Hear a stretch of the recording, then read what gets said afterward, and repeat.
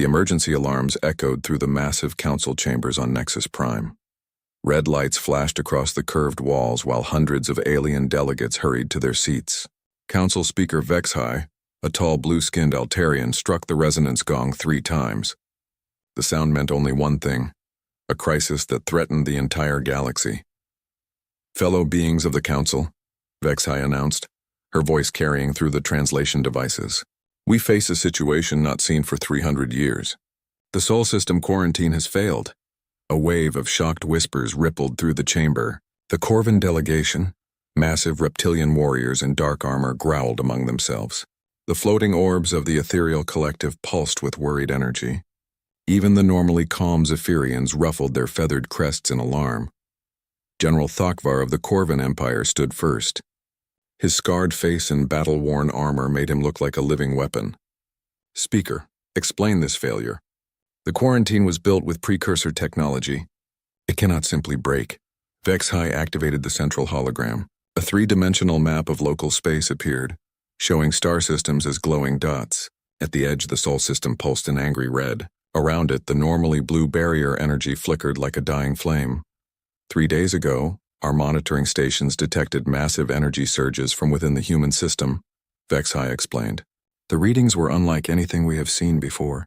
The quarantine barrier began to weaken immediately after these surges. An ethereal collective member floated forward. When it spoke, its voice seemed to come from everywhere at once. The humans were contained for good reason. They destroyed an entire Zephyrian fleet on first contact. Their aggression knows no bounds. Elder Kretok of the Zephyrians spread his silver wings wide. "My people remember that day well. 50 ships gone in minutes. The humans did not even try to communicate first. They simply attacked with weapons we had never seen before." "But that was 300 years ago," said Ambassador Liren, a small, green-skinned delegate from the Peaceful Worlds Alliance. "Surely they have changed." "Perhaps they have learned wisdom in their isolation," General Thokvar snorted. "Humans do not learn wisdom. They learn better ways to kill. The quarantine was the only thing keeping them from spreading their violence across the galaxy." Vexhai raised her hand for silence. "The situation is more complex than we initially thought. Our long-range sensors show activity throughout their system, not just on their homeworld Earth, but on multiple planets and moons. They have been busy during their isolation." She manipulated the hologram, zooming in on the Sol system.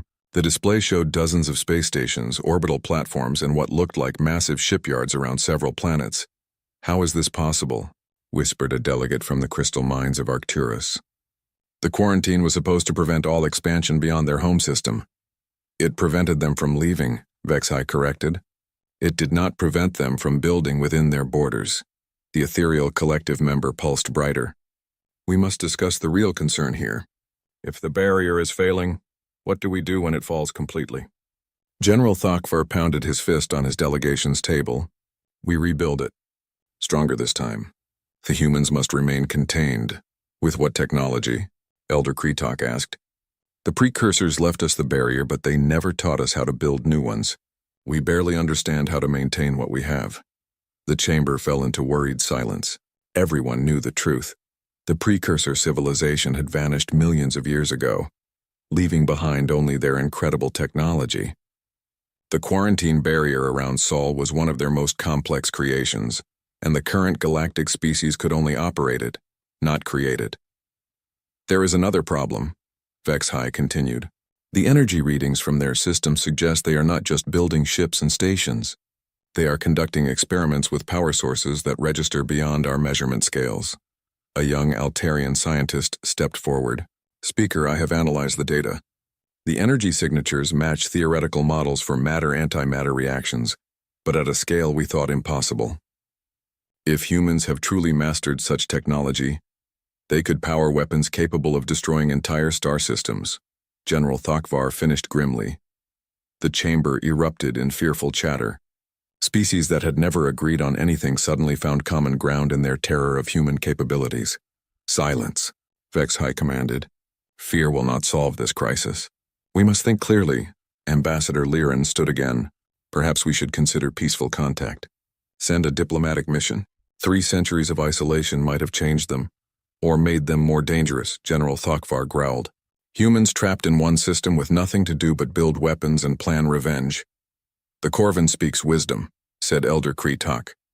My ancestors thought humans would be reasonable too. They paid for that mistake with their lives. An ancient member of the Stone Lords of Rigel spoke for the first time in the session. His voice was like grinding mountains. The quarantine was not just to protect us from humans. It was to protect humans from themselves. Some species are too dangerous to be free. But the barrier is failing whether we like it or not, Vexai pointed out. Our technical teams report complete system collapse within days, possibly hours. The ethereal collective member floated to the center of the chamber. Then we must prepare for war. Alert all fleet commands. Position defensive forces around critical systems. If humans emerge with hostile intent, we must be ready. And if they have truly advanced beyond our capabilities? Ambassador Liran asked quietly. The question hung in the air like a poison cloud. Everyone understood what she meant. If humans had spent 3 centuries advancing their already formidable technology, the current galactic powers might not be able to stop them. General Thokvar drew himself to his full height. Then we fight anyway. Better to die free than live as human slaves. Or we could try to understand them, Liran insisted. Maybe find common ground. Common ground? Elder Kreetok's feathers flattened against his head. They understand only violence. It is their nature. Vexai watched the arguing delegates with growing concern. The council was fracturing along old lines. The military powers wanting to fight, the peaceful species hoping for diplomacy, and the ancient races preparing for the worst. The debate must end, she announced. The barrier will fail regardless of our discussions. We need a plan for when humans emerge. The chamber's lights suddenly dimmed. Emergency power kicked in as the building's systems redirected energy to the shields. Through the massive windows, delegates could see the defense fleet moving into position around Nexus Prime. It may be too late for plans, whispered the monitoring station commander through the communication system. We are detecting ships moving toward the barrier's edge. Large ships, more advanced than anything in our databases. Vexai felt her heart skip a beat. Both of them. How long until they reach the barrier? At current speed. 6 hours. The chamber fell into absolute silence. 300 years of security were about to end. Humanity was coming and the galaxy was not ready. May the precursors protect us all, Vexai whispered, speaking for every being in the chamber. Outside, the human ships continued their approach, growing larger on the sensors with each passing moment. The monitoring station's alarm screamed across every frequency. Captain Zorik of the Third Fleet pressed his scaled hands against the command console, watching the impossible happen before his eyes. The quarantine barrier around Sol simply stopped. The energy field that had contained humanity for 3 centuries flickered once, twice, then vanished completely. Where there had been an impenetrable wall of precursor technology, now there was only empty space. Sir, his communications officer called out, her voice shaking. We are detecting movement. Multiple contacts emerging from the Sol system. How many ships? Zorik demanded. I cannot tell, sir. The sensor readings are confused. The ships seem to be using some kind of stealth technology. Zorik activated the long-range scanners himself. What he saw made his blood run cold. The human vessels were not like the primitive craft in the Council's 300-year-old records. These ships were sleek, dark, and moved with a grace that seemed to mock the laws of physics. Get me a visual, he ordered. The main screen flickered to life, showing space near the former barrier. For a moment there was nothing. Then, like ghosts becoming solid, human ships appeared. They materialized out of empty space as if they had been invisible. Cloaking technology, breathed the sensor operator. But how? The theoretical power requirements would be enormous. The human ships were beautiful in a terrifying way. Their hulls were smooth black metal that seemed to absorb light rather than reflect it. They moved without visible engines, gliding through space like sea creatures through water. And they were huge. Each vessel was easily twice the size of the largest Council warship. Sir, incoming transmission, the communications officer announced. It is from the human fleet. On screen, Zorik said, trying to keep his voice steady. The face that appeared made everyone on the bridge step backward. It was human, but not like the savage warriors from the old records. This was a woman, perhaps 40 Earth years old, with short dark hair and calm, intelligent eyes. She wore a simple blue uniform with no visible weapons or armor. Greetings, she said in perfect Galactic standard. Her accent was flawless, better than many native speakers. I am Ambassador Sarah Chen of the United Earth Government. We request permission to approach your station for diplomatic discussions. Zorak stared at the screen. How did she know their language so perfectly? How did she even know they were there? Ambassador Chen, he said carefully. I am Captain Zorak of the Galactic Council Monitoring Station. You are emerging from a restricted zone. Please state your intentions. Sarah Chen smiled. It was not a threatening expression, but somehow it made Zorak more nervous than any weapon might have. Our intentions are peaceful contact with the Galactic Council, she replied. We have been waiting patiently for this day for quite some time. Waiting? Zorak repeated. You were quarantined. How could you be waiting? Captain, may I be direct? The quarantine barrier was designed to keep us in, not to keep information out. We have been watching, listening, and learning about the galaxy for 3 centuries. We know about the Corvan expansion into the Vega sector. We know about the Zephyrian trade disputes with the crystal mines. We even know about the Council's ongoing problems with the pirates in the Outer Rim. The bridge fell silent. This information should have been impossible for humans to obtain.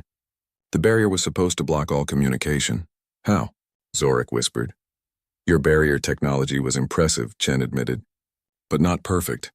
Energy fields that complex create tiny gaps, microscopic tears that last only nanoseconds. We learned to exploit those gaps. We have been receiving your communications for almost 200 years. The implications hit Zorak like a physical blow. If humans had been listening to Council communications, they knew everything. Military positions, political tensions, technological developments, trade routes, all of it. You have been spying on us, he said.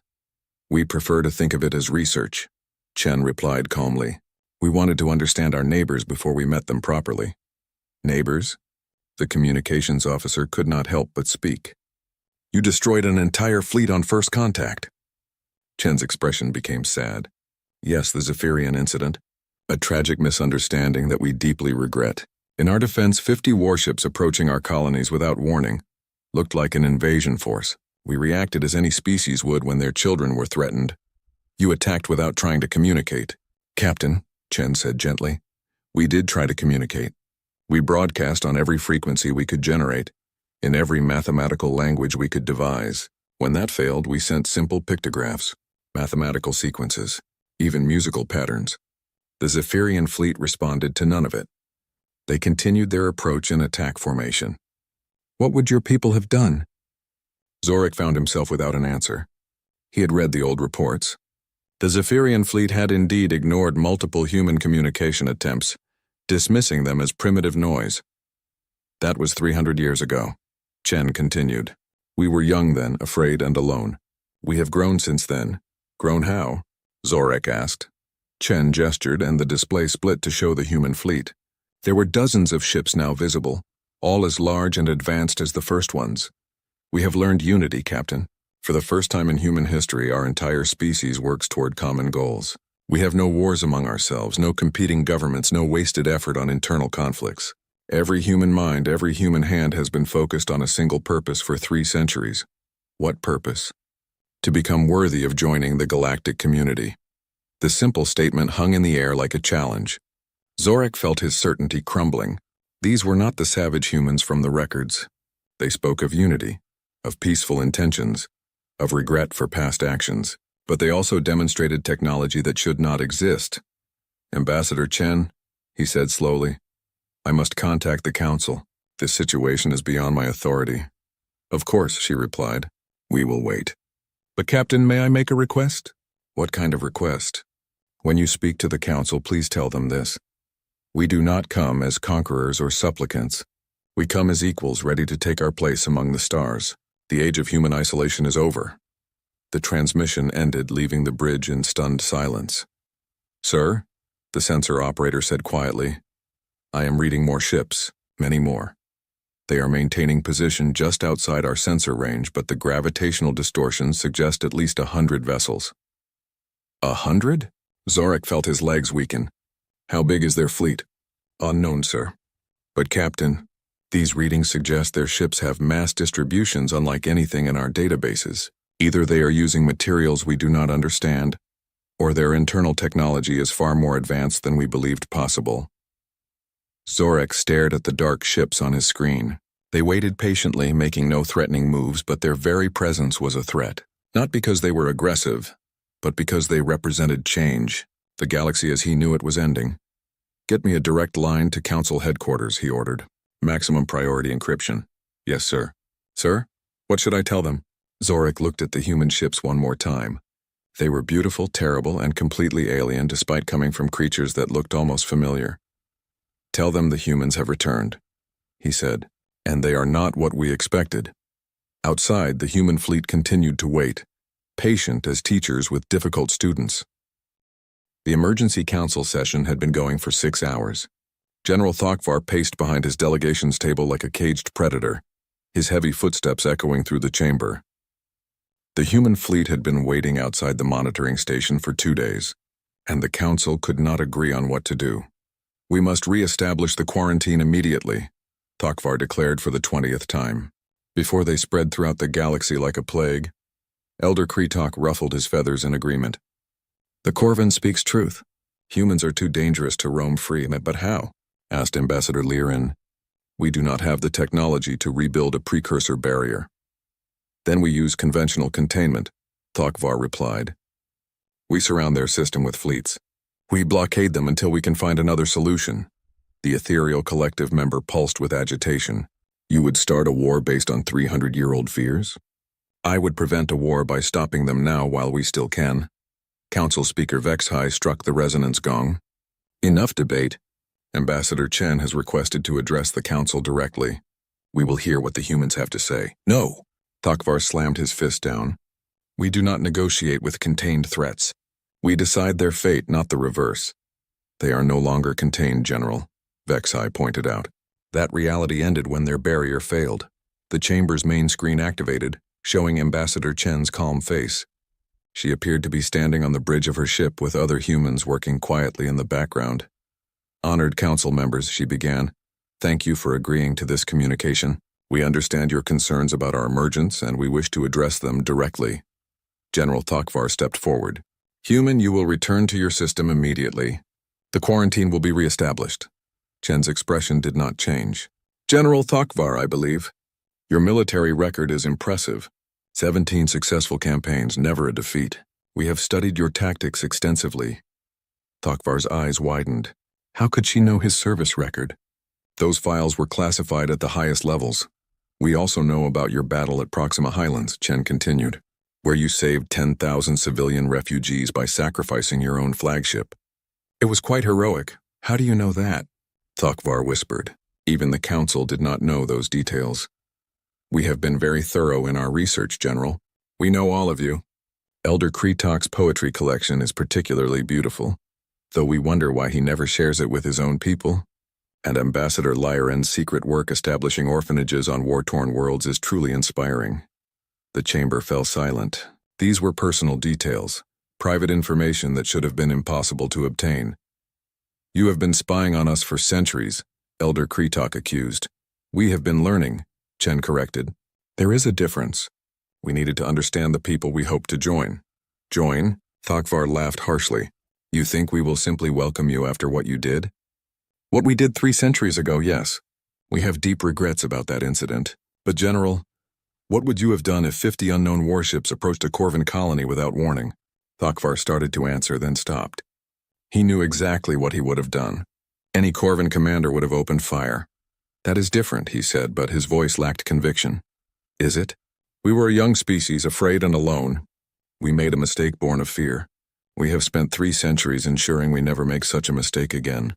"Pretty words," Thokvar growled, "but words are not proof. If you want us to believe you have changed, prove it." Chen nodded. "Very well. What would you consider sufficient proof?" The question caught Thokvar off guard. He had expected argument, not agreement. "Return to your system," he said finally. "Submit to a new quarantine until the council decides your fate." "I am afraid that is impossible, General. We cannot go backward, but perhaps we can demonstrate our peaceful intentions in other ways." "Such as?" Chen turned to someone off-screen and spoke in what the translators identified as Mandarin Chinese. Then she looked back at the council. "We have just ordered our fleet to perform a technological demonstration. Please observe your sensors." The council members looked confused. What kind of demonstration could show peaceful intent? On the monitoring station, Captain Zorek watched his instruments with growing amazement. The human ships are moving, he reported to the council. They are doing something impossible. The main display switched to show the space around the monitoring station. The human ships began to move, but not in any way that made sense. They shifted position without turning, accelerated without showing engine thrust, and moved in perfect formation despite being scattered across thousands of kilometers. How are they doing that? Breathed the sensor operator. The ships began to perform a complex dance, weaving between each other in patterns that should have resulted in collisions. They moved like schools of fish, each vessel responding instantly to the movements of all others. Their coordination is perfect, Zorek reported. No communication delays, no correction maneuvers. It is as if they are controlled by a single mind. The demonstration continued for 10 minutes. The human ships performed maneuvers that violated basic principles of physics, showed coordination that surpassed even hive mind species, and displayed technology that made the Council's best vessels look like children's toys. Then they simply stopped, returning to their original positions as if nothing had happened. Impressive flying, General Thakvar admitted grudgingly, but meaningless. Any species can train pilots to perform formations. General, Chen said gently, those ships have no pilots. What? Each vessel is controlled by artificial intelligence systems that we developed during our isolation. They coordinate through quantum communication networks that operate faster than light. But that is not the important part. Then what is? Chen gestured again, and space around the human fleet began to change. Massive objects began to appear, asteroids appearing out of nowhere as if materializing from empty space. We relocated these asteroids from the outer edge of our solar system, Chen explained. We wanted to show you something. The asteroids were huge, each one large enough to destroy a city if it hit a planet. They hung in space, dark and threatening. Now observe, the human ships fired. But these were not the crude weapons from 3 centuries ago. Beams of pure energy lanced out from the vessels, each beam precisely controlled and impossibly focused. The asteroids simply ceased to exist. Not destroyed, not broken apart. They were converted to energy so quickly and completely that they left no debris behind. By the precursors, whispered Elder Kretok. What kind of weapons are those? They are not weapons, Chen replied. They are mining tools. We use them to harvest raw materials from space debris. But I thought you might find the demonstration educational. The implication struck every council member at the same time. If humans could eliminate massive asteroids instantly with mining equipment, what could their actual weapons do? The demonstration is not finished, Chen continued.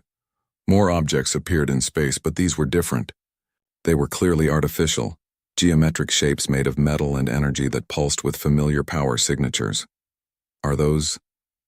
Vexhai began. Precursor technology, yes. We found several derelict installations in our system during our isolation. We have been studying them, learning from them, and improving upon them.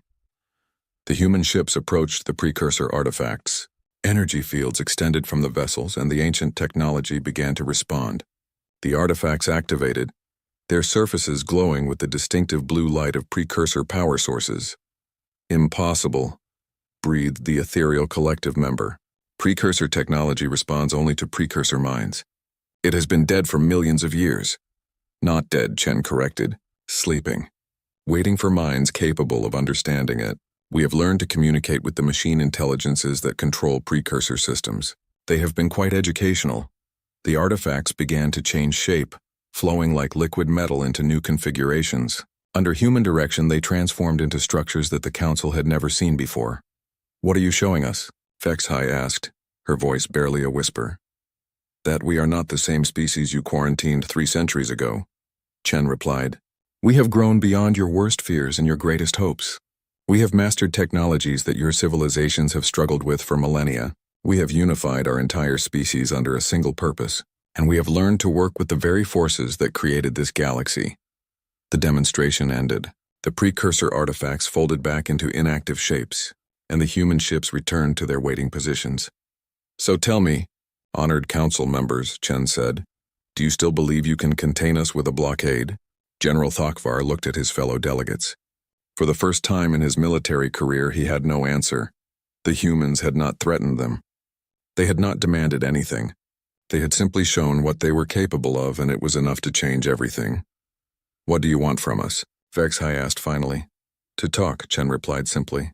"To find a way forward that benefits everyone. We have been alone for 3 centuries.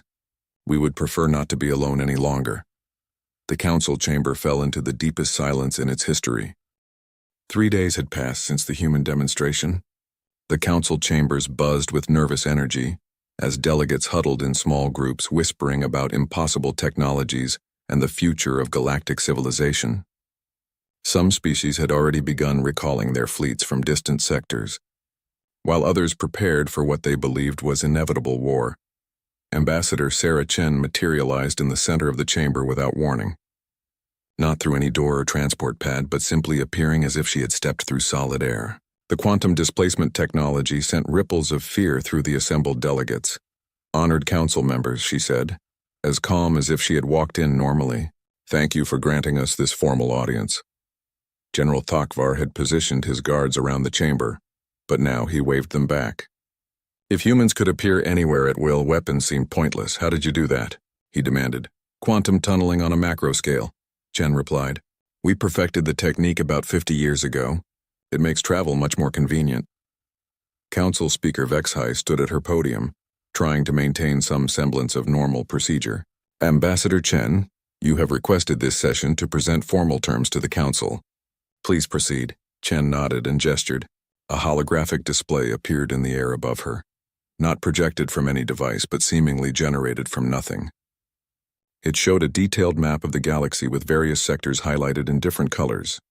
"Honored delegates, we come before you today not as supplicants or conquerors, but as neighbors seeking formal recognition. We propose full membership in the Galactic Council, with all rights and responsibilities that such membership entails." "Impossible," Elder Kretok squawked immediately. "You were quarantined for good reason. You cannot simply demand membership." "We are not demanding anything," Chen replied patiently. "We are proposing a mutually beneficial arrangement. But first, let me address the elephant in the room."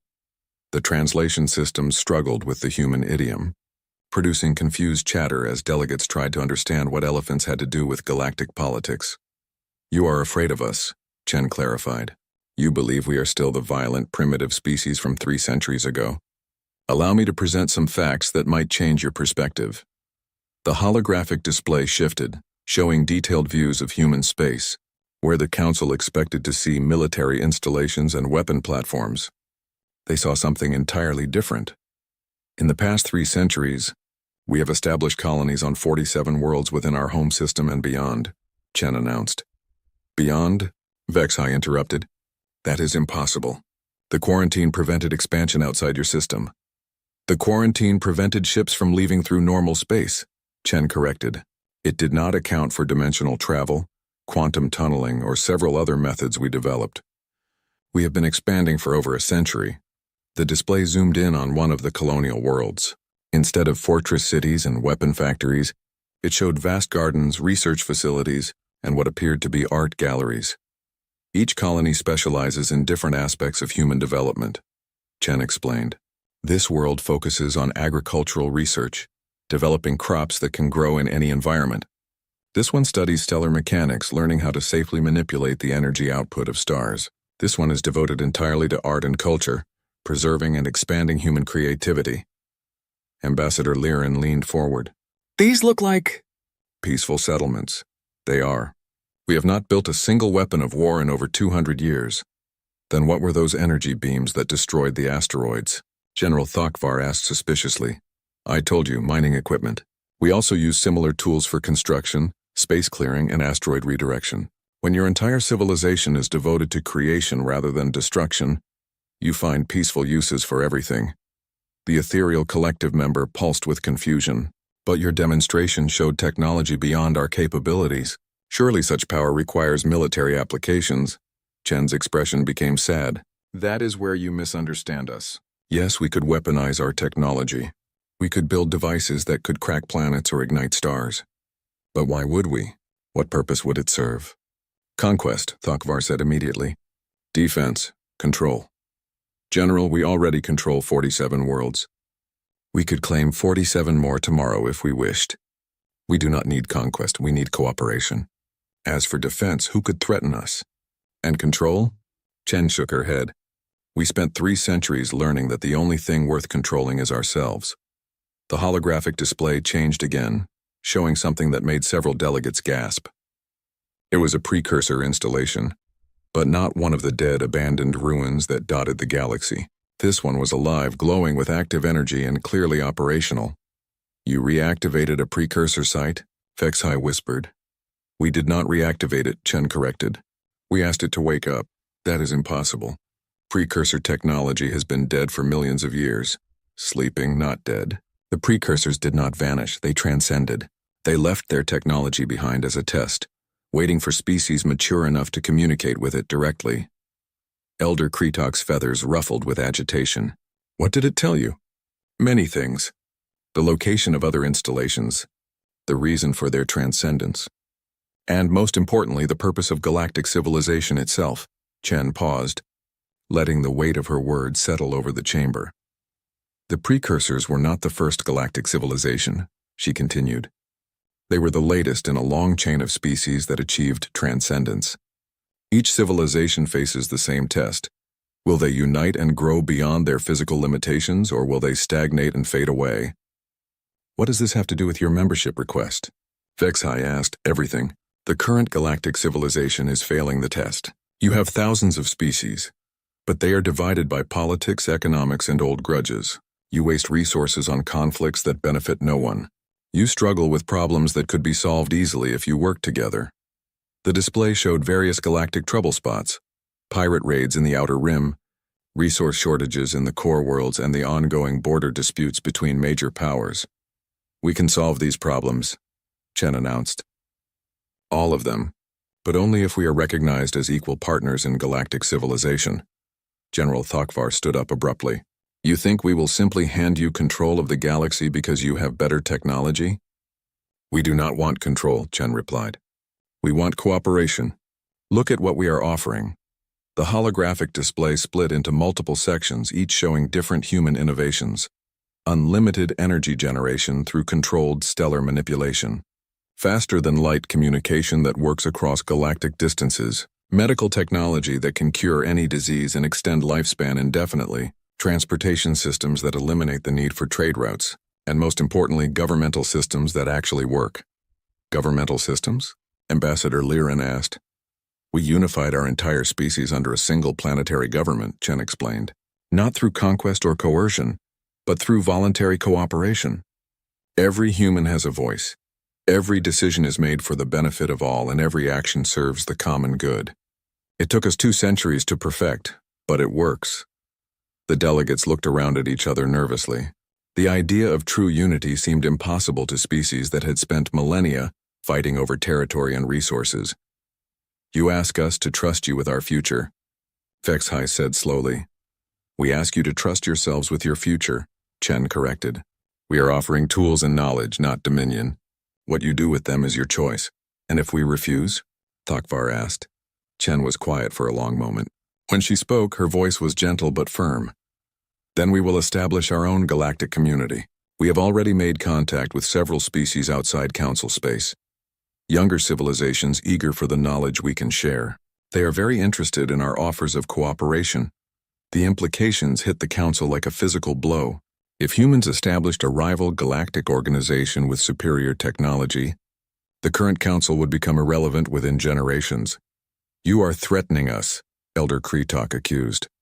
We are offering you a choice, Chen replied. Join us in building something better, or watch as we build it without you. The galaxy is vast enough for multiple civilizations, but history shows that advanced societies tend to attract followers. She gestured, and the holographic display showed star charts with dozens of previously unknown species marked in human space. These civilizations have already expressed interest in joining a human-led galactic community. They see what we have accomplished and want to be part of it. The question is whether the established powers of this galaxy will adapt or be left behind. The chamber fell into stunned silence. Ambassador Chen had not threatened war or conquest. She had offered something far more terrifying: obsolescence. We will need time to consider your proposal, Vexhai said finally. Of course, Chen replied. But please do not take too long. History waits for no one, and the galaxy has been stagnant for far too long already. She began to fade from view, the quantum displacement technology preparing to return her to her ship. We will be waiting for your decision, she said as she disappeared. We hope it will be the right one. The council chamber remained silent for a full 6 months had passed since the vote. The council chamber looked the same, but everything else had changed beyond recognition. Where once there had been empty seats for species that rarely attended, now every position was filled. The gallery was packed with observers from civilizations that had never been invited before. Council Speaker Vexhai stood at her podium, but she was no longer the most important person in the room. That distinction belonged to Ambassador Sarah Chen, who sat in the newly created seat marked United Earth Government, a seat that somehow had become the center around which all other discussions revolved. The vote had been closer than anyone expected. The military powers had opposed human membership almost unanimously, while the peaceful species had supported it. The deciding factor had been the ancient races, the ethereal collective, the stone lords of Rigel, and the crystal mines of Arcturus. They had voted to accept humanity based on a simple calculation: better to be part of the change than to be destroyed by it. The motion to establish the galactic energy grid passes unanimously, Vexhai announced, her voice carrying over the translation systems. The human proposal to share unlimited energy generation technology with all member species is approved. General Thokvar sat in his seat like a statue. He had not spoken during the session, had not even voted. The Corvin Empire had become strangely quiet in recent months, ever since human engineers had solved their chronic food shortage problems in 3 days. Next item, Vexhai continued, the proposal to establish joint research facilities for studying precursor technology. Elder Kretok raised a wing. Speaker, I must ask again, is it wise to share such dangerous knowledge? Ambassador Chen stood gracefully. In the months since her first appearance, she had become the unofficial voice of reason in the council. Other delegates often looked to her for guidance even when the issues had nothing to do with humanity. Elder Kretok raises valid concerns, she said. Precursor technology is indeed powerful. That is precisely why it should not remain the secret of any single species. When knowledge is shared, it becomes safer, not more dangerous, and how can you say that? Protested a delegate from the warrior clans of Sigma. More species with advanced weapons means more potential for war. Does it? Chen asked. When was the last time 2 species with equal technology fought a major war? The conflicts in this galaxy come from imbalances of power, not balances. When everyone has the same capabilities, negotiation becomes more attractive than violence. The ethereal collective member pulsed in agreement. The human speaks wisdom. We have reviewed the historical data. Wars decrease dramatically when opposing forces have similar technological capabilities. The vote was called, and it passed easily. Another human proposal became galactic law. Next item, Vexhai said, the expansion of council membership to include the 47 species that have requested admission this year. This was the change that truly showed how much the galaxy had shifted. For centuries, the council had been an exclusive club of older, established civilizations. New species were rarely admitted, and only after decades of careful evaluation. Now species were lining up to join. Not because they feared human technology, but because they wanted access to it. Humanity had made it clear that council membership was a prerequisite for participating. In their various cooperation programs, some of these species have barely achieved interstellar flight, complained a delegate from the Trade Federation. They are not ready for council membership. Neither were we when we first joined, Ambassador Chen pointed out. The council's purpose should be to help species grow, not to exclude them until they no longer need help. But the administrative burden, the Trade Federation delegate began, will be handled by volunteer species, Chen interrupted. Humanity has offered to sponsor and mentor any new members for their first decade of membership. We will handle the paperwork, provide the training, and ensure they understand their responsibilities. General Thokvar finally spoke. You are remaking the council in your own image. No, General. We are helping the council become what it always should have been, a true representative body for galactic civilization. The expansion passed by an overwhelming margin. 47 new species would join the council, nearly doubling its size. After the session ended, delegates filed out in small groups, discussing the changes that seemed to happen faster every day. Elder Kretok approached Chen as she gathered her materials. "Ambassador, may I speak freely?" "Of course, Elder, you always may. When your species first emerged from quarantine, we feared you would conquer us through force. Instead, you are conquering us through generosity. Is this not simply a more subtle form of domination?" Chen considered the question seriously. "Elder, let me ask you something. Is your species better off now than it was 6 months ago?" Kretok ruffled his feathers. "Undeniably, yes. Our people live longer, our colonies are more prosperous, and our young ones learn in schools that teach wonders we never imagined. And do you feel dominated? Controlled? Oppressed?" "No," Kretok admitted. "If anything, we feel more free than ever before. Our old problems have been solved, leaving us time to pursue things we never had time for. Art, philosophy, exploration. That is not conquest, Elder. That is cooperation. True conquest leaves the conquered worse off than before. What we offer makes everyone better. But you gain power from our gratitude. We gain partners from your success. Elder, humanity learned something during our isolation. Power over others is meaningless compared to power shared with others. When we help you become stronger, we become stronger too." Kretok was quiet for a moment. "The galaxy will never be the same." "I hope not," Chen replied. "The old galaxy was full of unnecessary suffering. We can do better." General Thokvar had been listening from nearby. He approached them both, his expression unreadable. "Human," he said to Chen, "I have a question." "Yes, General. What happens when you have given us all your technology? When every species has achieved your level of advancement? What purpose will humanity serve then?" Chen smiled. "The same purpose we serve now, General. We will keep learning, keep growing, keep reaching for the next level of understanding. The precursors told us something important. Transcendence is not a destination, it is a journey. There is always more to discover, always new challenges to face, always greater heights to reach. And if some species choose not to keep up with that growth, then they will be left behind, just as civilizations have always been left behind by history. But that will be their choice, not our doing." Thokvar nodded slowly. "You terrify me, human. Not because of your weapons or your technology, but because of your certainty. You believe you are leading us to a better future?" "I believe we are creating a better future together," Chen corrected. "The key word is together, General. We cannot build paradise alone, and we will not try." A younger Corvin officer approached and whispered something to Thokvar. The general's expression changed to one of surprise. "What is it?" Chen asked. "Reports from the Outer Rim," Thokvar said slowly. "The pirate activity that has plagued those sectors for decades. It has simply stopped." "Stopped how?" "The pirates are requesting to join the council as a legitimate government. They claim human advisors have shown them more profitable ways to use their ships and skills." Chen's smile became wider. "Trader protectors instead of raiders. It is amazing what people will do when you give them better options." "You even turned the pirates?" Elder Kretok asked in amazement. "We talked to them.